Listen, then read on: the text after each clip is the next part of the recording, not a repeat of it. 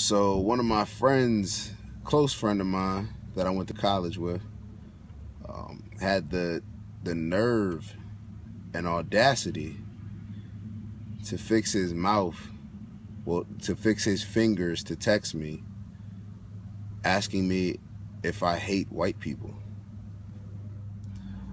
Now, of course, he's basing this off of my posts, which are pro-black, educational posts, and posts meant to inspire young black kids, as well as others that may be inspired from the post as well, but they're targeted towards the young black kids that need the help, that are lagging behind from other ethnicities and racial groups.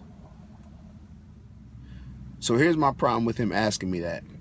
For him to ask me because I post pro-black things that are just shedding light on issues that whites and others would rather just leave swept under the rug, I'm accused of being or questioned of hating white people?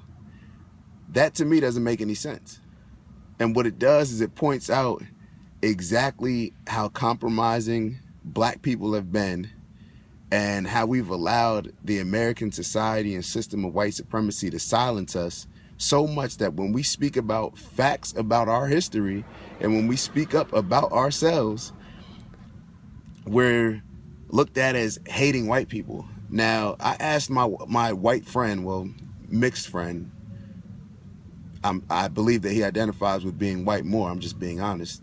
And when I told my friend that I was disappointed and actually pretty disrespected with him even being able to ask me something like that, knowing that he's been around me and knows me very well, he told me that he was only asking because other friends that I had, my other friends as he put it, were in a group message, they're white, we're talking about how I hate white people.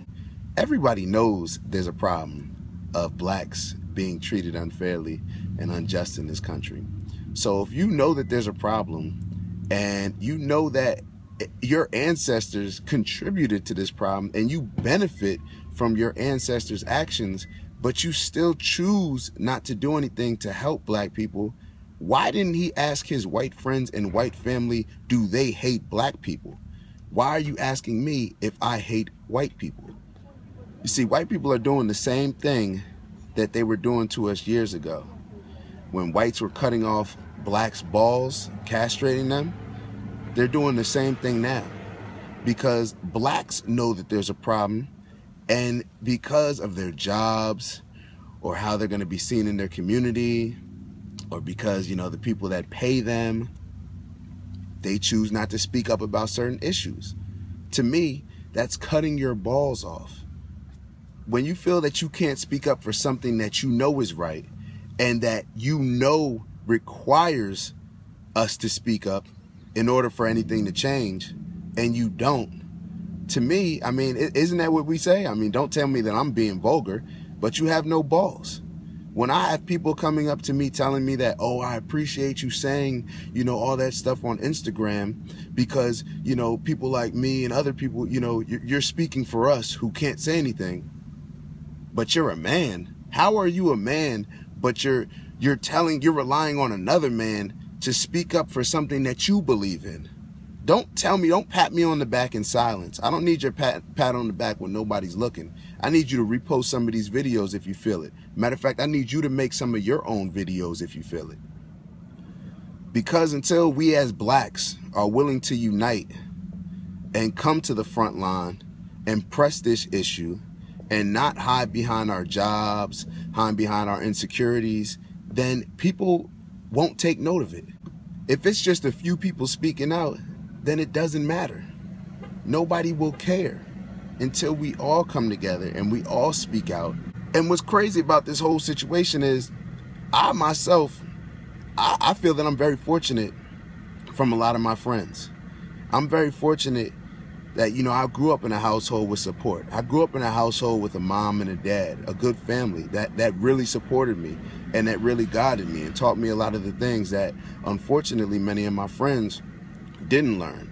It's not their fault, but I could have easily ignored this issue and go on, you know, live the life that I probably was on path to live, you know, by just ignoring these issues, you know, getting a good job, using the connections that I've made.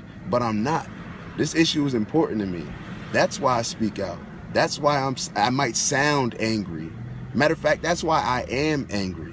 When I go and see certain kids that grow up, you know, not as fortunate as myself, that's what makes me angry, because it's not fair to them. It's not fair to them that they have to run a race where they have to start off 20 yards behind everybody else, and they have their arms tied behind their back and their legs tied. That's not right. So the next time that you think an issue is not important enough for you to speak out about, an issue is not important enough for you to post, why don't you think about those little kids? A lot of you probably were those little kids.